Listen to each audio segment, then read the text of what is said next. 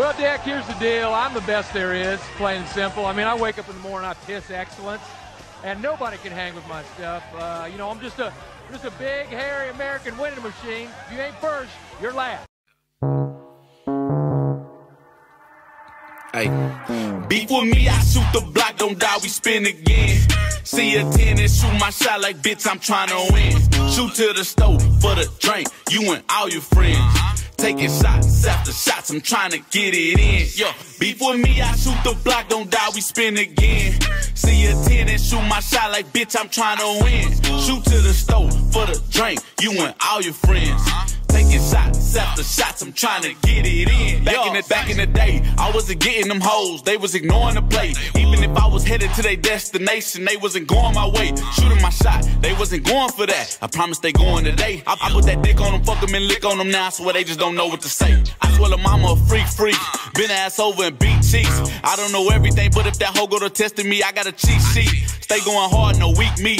Bust on the face, ski. We taking shots, then we repeat. She say it's on with Patron. I know that goose get her loose. I tell her come in and take off her shoes, and then I go knock in the boots. Me and you in the coupe, trying to slide what it do. All of my screws are tight than a bitch, but hers, I'm knocking them loose. I'm so faded and fucked up, I can't stand on my feet. Still me and you in the jacuzzi, what I wanna see. Leave the crib at 4 a.m. and don't come home to 3. Don't fuck with no wannabes. Trip on me and you gon' see. You beef with me, I shoot the block, don't die, we spin again. See a 10 and shoot my shot like, bitch, I'm trying to win. Shoot to the stove for the drink, you and all your friends. Taking shots after shots, I'm trying to get it in. Yo, how is everybody doing out there tonight, man? I'm genuinely, asking. Like, I really want to know how the fuck is everybody doing out there tonight. Yo, going through some things in life, but I done learned through my 28 years of living, man. Problems don't stop. You just got to keep moving. It is what it is. And if I were rich, it wouldn't be a problem. You know what I'm saying? I realize that every day. If I were rich, problems that are problems wouldn't exist. And the minute things that turn into problems wouldn't exist either. It would be, I would have money, meaning I would have the resources to take care of things before they become problems. And things of that nature. But I am trusting that everything will work itself out in the end. And very important to know who you are and what you represent and everything you stand for. Because people will try to make you out to be something that you know you're not. People will try to paint you in a light that you know, people can see you at your worst and think that's what you are. That's why first impressions are important at times, people say. First impressions are very important, I believe, at times. But knowing context and understanding situations and understanding people. And if you are one of those people who foolish enough to judge somebody in the midst of them dealing with some type of, incident or something like that, and you say to yourself, oh, that's what that person is, then I would love to see you in your lowest moments and judge you on those things. I think that's really what the world has become nowadays. A big let's judge people because we haven't made those mistakes. Excuse me, because our mistakes ain't painted. It's a lot of things. But another thing I want to get into real quick before we start the show. Twitter. Yo, this is ridiculous. Like, I done been locked out of Twitter for the next 6 days for a tweet that I sent under a WWE post where Kevin Owens and WWE had posted a post about him beating up Ezekiel and showing a picture of Ezekiel and his family in the hospital. It was a bunch of fake Ezekiels, basically, right? Fake Eliases. It's not a real family. And under the picture, in the context of wrestling, because I watch wrestling on a weekly basis, I tweeted, I hope KO murked this entire family. Basically, I hope KO beat up the whole fucking family in the storyline of wrestling. I was banned from Twitter for that. Like, what? This is ridiculous. This is absolutely ridiculous. I done been suspended from Twitter before for when my own brother can send me messages like fuck you and shit like that. And if I respond to him, and we always joking, I'm the one who gets suspended. Like, I could legitimately argue for all of my suspensions on Twitter, bro. Like, they were unfair suspensions if Twitter had just understood the context of what was going on. Like, every single, and this one kind of pissed me off because it's a 6-day suspension for something that I should not be suspended for. Like, it's one thing if they tweeted me and was like, yo, we don't really like you using the word Merc. But even then, that's not a bad word if you look at the context of what I'm talking about. They acting like I went on there and made a threat, like I hope KO go kill Elias's whole family. What are we doing? This is a wrestling post, yo. So, bro, like I said, bro, because I'm broke, that's the only reason I can't deal with this issue. And that's not even the issue I was talking about. This is just a whole nother issue that I just now realized. This is another issue. Like, if I was rich, this would not be something I'm dealing with. This would be a quick solution to this. Them realizing, oh, this motherfucker talking about wrestling in the context of wrestling. Like, he not wishing that Kevin Owens go out and kill Elias's family in real life. Like, come on, man. Like, and how hard would it have been for somebody on Twitter to really just sit down for a quick second and understand the context of that before they suspended me?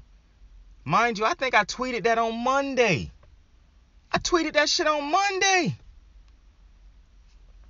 So it's been a funny week, but I hope you guys have had a dope week. Yo, since we talking about Twitter, yo, y'all should follow me on Twitter at STCAPERS24. That is St. Capers 24. STCAPERS 24. Yo. So I guess we have a conclusion to the Deshaun Watson saga finally. Now listen, if you don't know about Deshaun Watson, if you've been living under a rock, these days that really ain't that bad to do. I'm going to be completely honest with you. Living under that rock might actually be the safest thing for people to do nowadays. But nonetheless, I want to bring you from under that rock for a quick second to talk to you about Deshaun Watson if you don't know about Deshaun Watson. But if you are somebody who's been following me and following the Deshaun Watson things, this will be regurgitated information for you. But I will be giving you my thoughts and opinions on the Deshaun Watson case. So, obviously, last year, Deshaun Watson was convicted, or I don't want to say he was convicted, but he was accused of sexual assault and sexual misconduct on a number, 20-plus different women came forward accusing him of sexual assault and misconduct. In the midst of all that happening, he was also in the process of trying to get traded out of force his way out of the Houston Texans because he no longer liked the direction that the organization was going. And I really think the biggest thing was they traded away DeAndre Hopkins. And so this year, when the ruling was made on the Deshaun Watson case, and obviously if you do your research, it was some things said by the lawyer, some different things, like, and it, just if you use your brain, man. Obviously, it's not a rape case. He wasn't accused of rape. He was accused of sexual misconduct. So that's basically he was around when women felt uncomfortable around him because he would do things to try to force them to have sex with him. And I'm going to say this multiple times in the video. One of the biggest things with this Deshaun Watson case, because I was open-minded about the whole thing. I'm not a person who's going to convict somebody. I don't think you're guilty based off of allegations.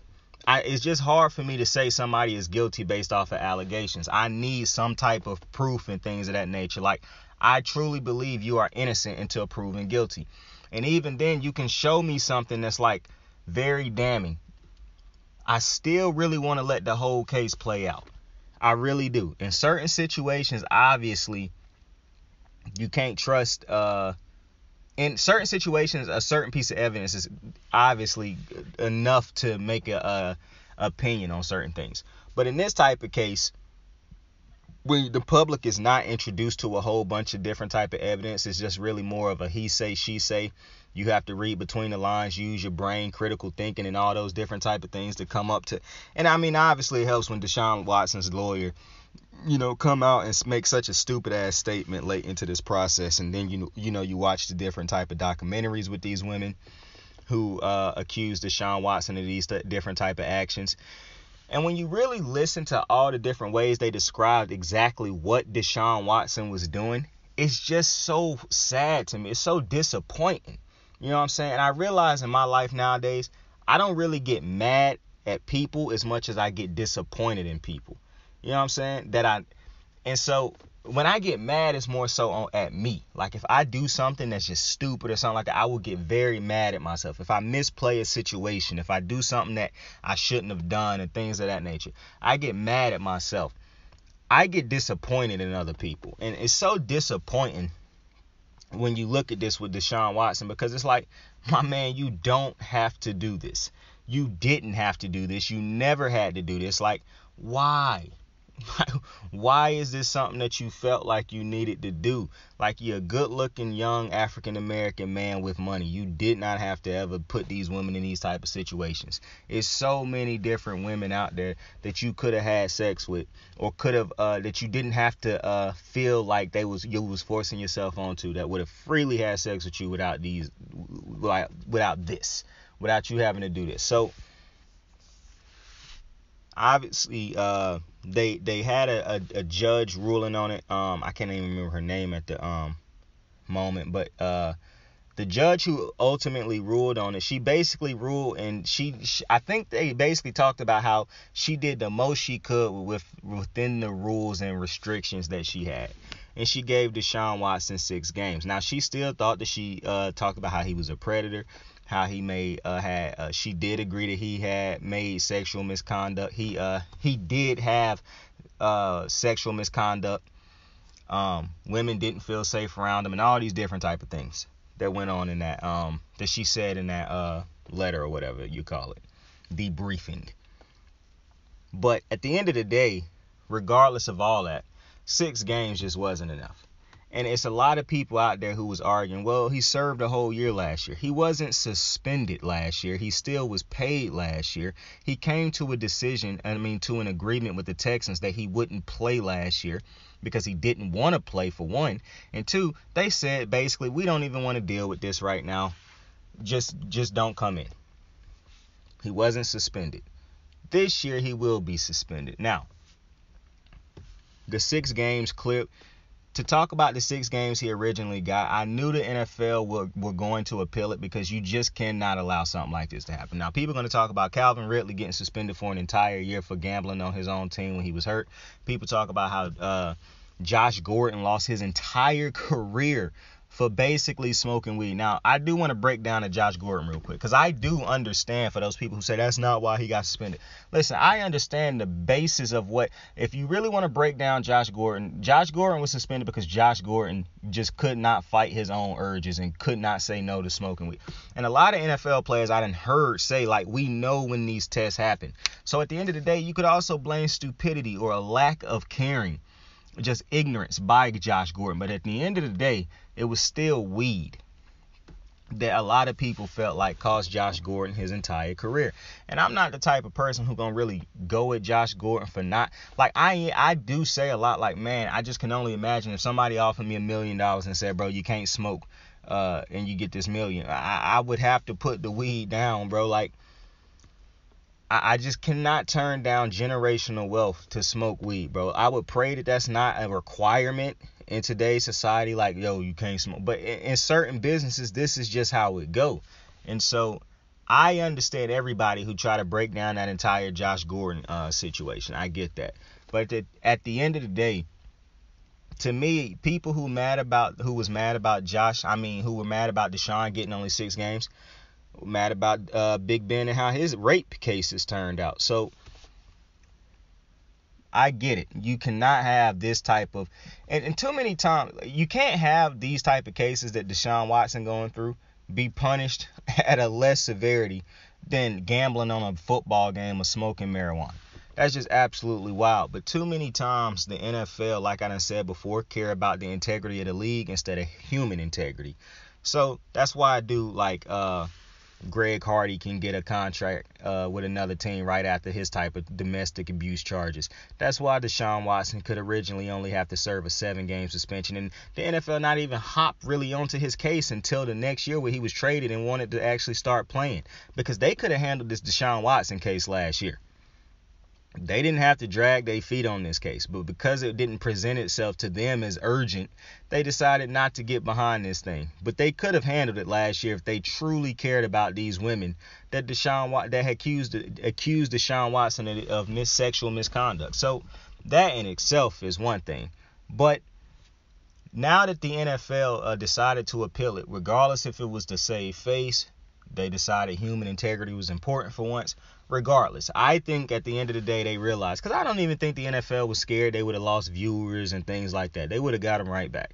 Motherfucker, if you can, the NFL done survived through a lot of crazy cases that you wouldn't think most businesses couldn't survive through some of the things that the NFL done survived and ended up thriving after. But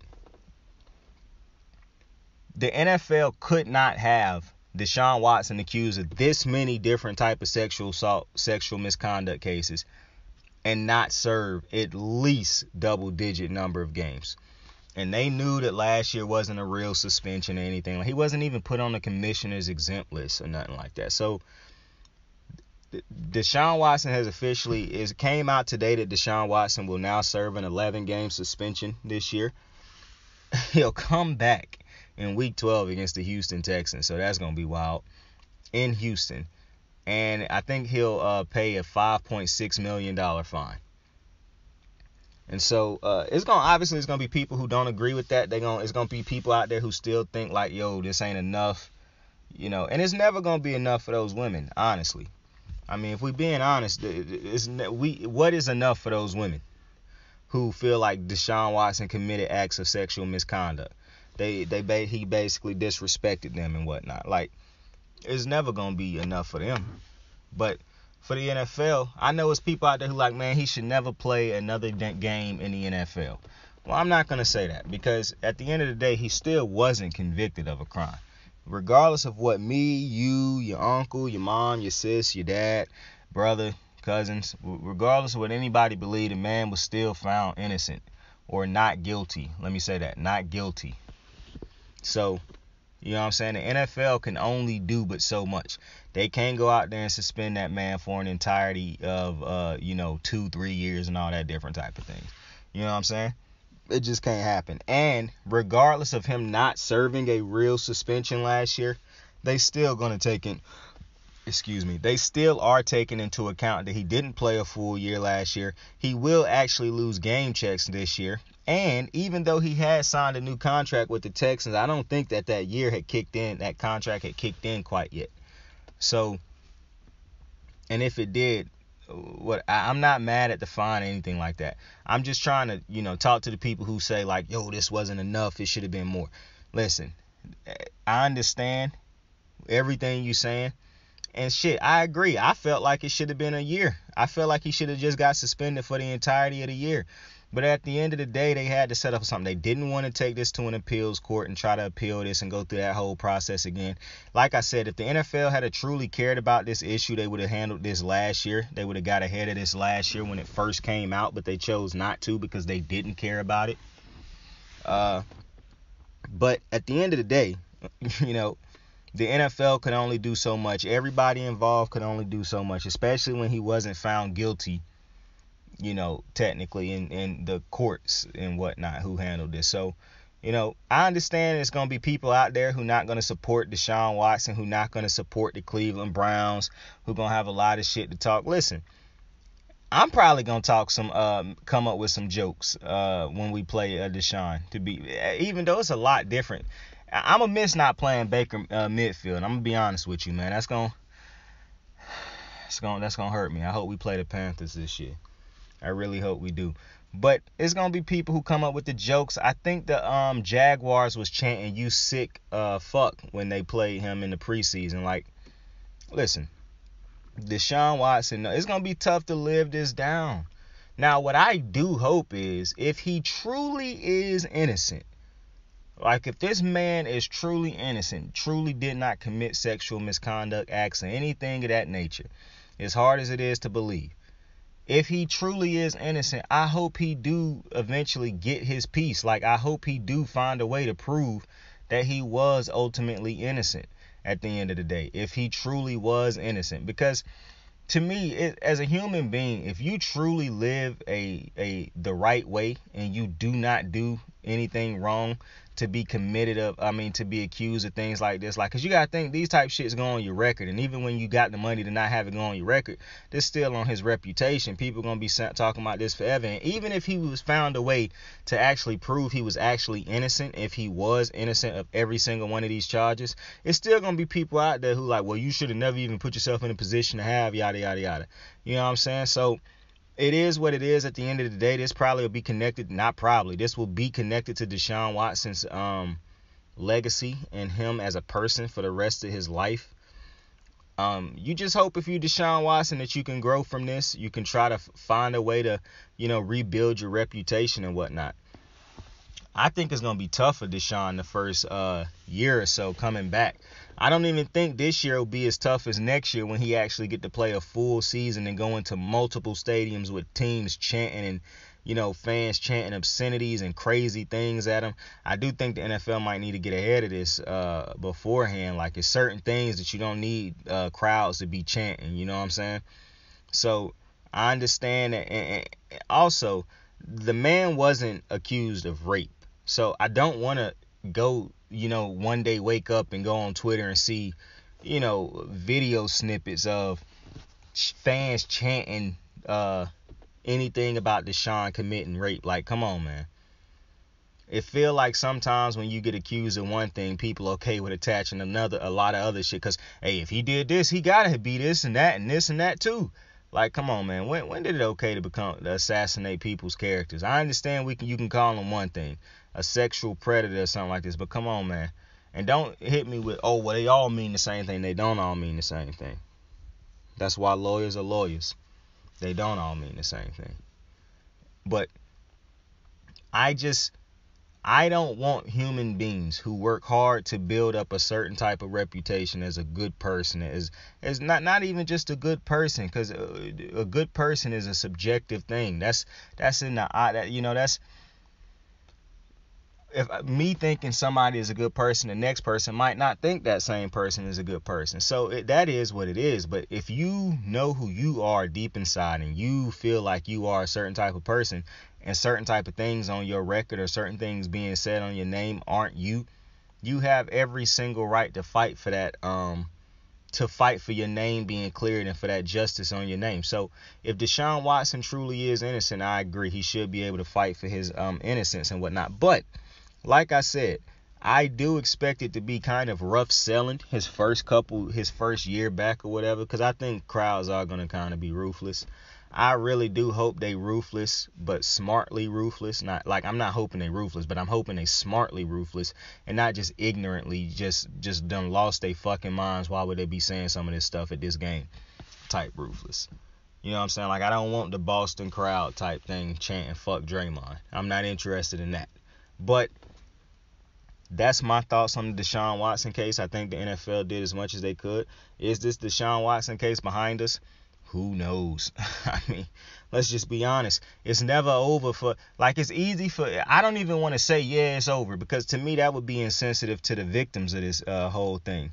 Like, dead ass, this is never over for them. So for me to get on here and be like, yeah, man, this is over. Let's go on. Let's move on to football. That's just massively ignorant. And I don't want to be the type of person who ever do no shit like that. So that was all my thoughts on the Deshaun Watson situation. I hope all those victims, I hope they find their peace and they can get some solace and, whatever it is that they're looking for, because they deserve it. Like I said, bro, imagine if you was actually sexually assaulted or had somebody commit sexual misconduct on you and you feel like it really happened and people out here saying, oh, no, it didn't happen, just because the person who you accused of doing it was a big-time quarterback or something. Like, come on, man. Let's be sensitive to people, man. Let's be sensitive to people. But before we get out of here, I want to address something real fast. So I saw P. Diddy tweeted, who killed hip-hop? Now, I mean, not who killed hip-hop, sound like Nas. I fuck hip-hop, but he said, who killed R&B? Now, this is a great question. Because I want to get into this real quick. What was funny was a whole lot of people under the comments was like, you. Like, they was basically telling him he did it. Now, I don't know what that's all about. I saw one person was like, you got two people stuck under you who's some great R&B artists. I guess they talking about Dirty Money. Nonetheless, I don't think R&B is dead, to be honest with you. I just think it's based off of, I think it's a mental thing at this point, because at some point, I do believe R&B became a less prevalent genre just based off of name, but not based off of, like, the actual music. And what I'm saying is, growing up as a young African-American man, it was two genres we knew. Well, three. Gospel, rap, gospel, hip-hop, and R&B, right? As we get older, you start to know the difference between hip-hop and rap. As you get older, you know the difference between soul, blues, R&B, you know what I'm saying, slow jams. These are all different type of genres of music in a black household, in the black community. Somewhere along the line, as I was getting older, the pop singers who we didn't really listen to, we called them pop singers because they were white. We didn't feel like they sung with the same passion and emotion as the black singers that we grew up listening to. Maybe it was that, or maybe it was just because we didn't necessarily listen to those to white people sing the same songs that we was basically listening to from African American artists and people of colors. So as along the line, however, pop songs, a generation started to be open to listening to more music. And I really think it was both young African American and young Caucasian kids was both willing to take a dip into different type of genres, because I guess they were around people who listen to all different types of music. They got exposed to some different type of music. They might have been in a restaurant or in a store or something and heard something catchy that they liked and went home and looked it up. Their friends might have been the music that a young black boy listened to in his household might not be the same thing his white friend listened to in his household. So if they listen to music together, obviously they now are listening to, they bring in two different cultures together. So, but I think at some point in time, as far as the music, pop singers like a Justin Timberlake, Adele, they started to sound just like, if not better than, some R&B artists, right? But then it felt like it was a shift where pop, and I understand that pop just means popular. So I've done heard the people who say, well, rap and R&B is still popular. I get that. But I just want to address pop as an actual genre, not just off of the word being, we know it's popular music, but off of it being a genre of music, basically what it's been turned into. Because we know that it's a certain thing as pop, folk, and all those different type of things. I understand that it's called popular music. I get that.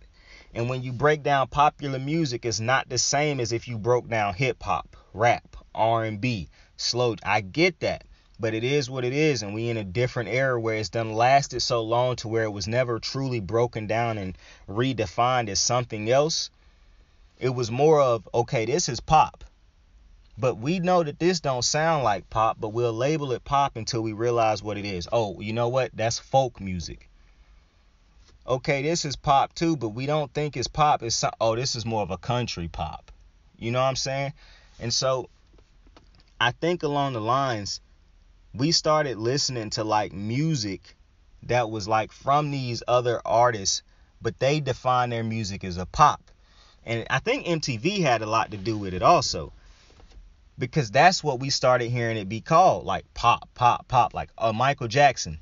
At some point in time, we didn't call Michael Jackson the king of R&B. We called him the king of pop. And then artists like Chris Brown, Usher, Beyonce, they knew how to make songs that had an R&B type of vibe to it. But they also knew how to make music that had a poppy tone that would appeal to a broader audience. That's one of the things that makes some of these artists great. So I don't truly think R&B got killed as much as R&B evolved into something more than just R&B. Because while R&B has a set feel to it that everybody kind of feel like the Neos, like So Sick of Love songs, that's an R&B song. Or some of the Usher songs, Let It Burn, Confessions, they have a real R&B type of feel, or that feel that you feel when you feel like, okay, this is an R&B song. You know what I'm saying? Like Summer Walker put out songs that I feel like got an R&B feel. Jhené Aiko put out music that I feel like have a great R&B type of feel to them. Brandy, back when she was putting out Monica, you know what I'm saying? Mary J. Blige, one of my favorite R&B artists and soul artists all time. I feel like, you know, those have those type of feels to them. And I don't think that those, like, we got tired of those or nothing like that. Because I still think, you know, that those are pop. Like, I mean, not pop. That those are like, it's a space for R&B. But I just think that R&B became more of a different genre of pop. You know what I'm saying? Like, I believe it became a more energetic type, because as sad and sexual as R&B songs were, you had motherfuckers like Adele being just as sad. And it's all about the beat at times, because the pop beats do have a different type of vibe than the R&B beats at times. But it could just be based off of how the artist is performing or singing that said track. However, you look at how sexual and, into your feelings you get listening to certain R&B songs. Well, it's a song by Zayn called Pillow Talk. That's as sexual song as you can get. They replace shit like that, R&B songs, with those type of pop songs. And the sad songs that you used to have in R&B, like Casey and JoJo, Crazy, I'm going crazy over you. Well, now you just replace that with an Adele, Someone Like You, or Rolling in the Deep, and things like that. Like, I don't think R&B went anywhere, if I make sense, bro. It's just pop became such a bigger, because pop was never just pushed down into like defined as what was pop other than just popular music. I think it kind of ate up different genres of music. I don't necessarily, because there's so many artists in pop who can be R&B artists. Like, you could classify Neo, Beyonce. Matter of fact, I'll just use the biggest one. Beyonce and Adele, I believe, can be classified as R&B artists and pop artists to some people. It doesn't really matter. Like, I think Diddy might have been thinking about, I think it was a great question, but at the end of the day, I don't think R&B got killed. Chris Brown can still put out a great R&B track, but he also can put out a great pop feeling type track. It just is what it is. And I wish we had a better definition for the word pop, because R&B is pop. I do agree with the people who say R&B is basically pop also. But R&B is closer to a lot of the songs we hear in pop than it is hip hop or country, even though some country songs, like I said, can hit. Regardless, at the end of the day, it's all good music, bro. You enjoy what you enjoy. You listen to what you listen to, whether it's R&B, pop, country, bluegrass, even though I don't listen to bluegrass, electric, even though I don't listen to, not electric, heavy metal and all that type of shit. Regardless, I thought it was a great question. Maybe we can expound on it more down the line. But I appreciate y'all for joining me on another episode of Kicking It with Saint. Tell somebody you fuck with them. Tell somebody you love them. Saint out. I got the moves like hot sauce. Lil' mama taking the top off. I'm laying down getting topped off. After this, she know she getting knocked off. I know she loving the money, so I keep on thumbing and thumbing. She say she horny when she taking shots, so I keep them coming and coming. Now I'm putting dick in her tummy. Scoop her up like I'm raking or something. You would think shawty red track, the way that she running and running. You getting dumber and dumber. You out here chasing the bone. After she finished from giving me dome, the Uber is taking her home. Tight.